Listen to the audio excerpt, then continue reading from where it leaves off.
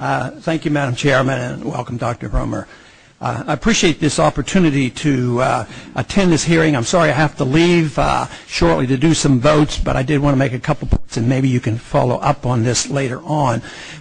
In the several years that I have been here, I've never met anybody that's not for a sound economy. Everybody's for the economy. Everybody debates the issues and what we should do. We have a Federal Reserve that dictates the money supply and what the interest rate should be, and they want a sound economy. And then the Congress writes the regulations. We have the regulating agencies that are supposed to give us a sound economy, and yet we have probably real unemployment close to 20% and still a lot of problems.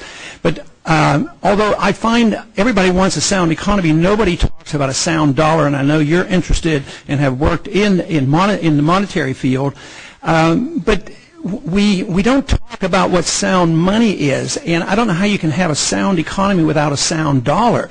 Matter of fact, we talk too often about a weak dollar. We allow the Fed to devalue the dollar by printing too much money to accommodate the Congress. At the same time, we say, well, the Secretary of Treasury has the job of maintaining a strong dollar. At the same time, the dollar keeps going down. And this has a lot to do with our imbalance of payments and all the problems that we face. But a lot of people say, hey, this is great. You know, a weak dollar is good for exports. Well, you know, if you look at it from an individual level and you're a saver, who wants a weak dollar? Who wants to have their dollar lose their purchasing power? And yet we actually say, yeah, we should. And I hear comments that come across and say, well, it's okay to have a weak dollar as long as it's orderly. Well, if a weak dollar is bad, if it goes down suddenly you're orderly, you're still hurt and you're penalized. But there should be no place in economics that argues the case that it's good to have a weakening dollar and see your purchasing power dried up. So my concern is that we don't talk about the value of money. On the book still, and the Constitution says that there is a definition for a dollar in terms of a weight of something that governments can't create, a weight of precious metals.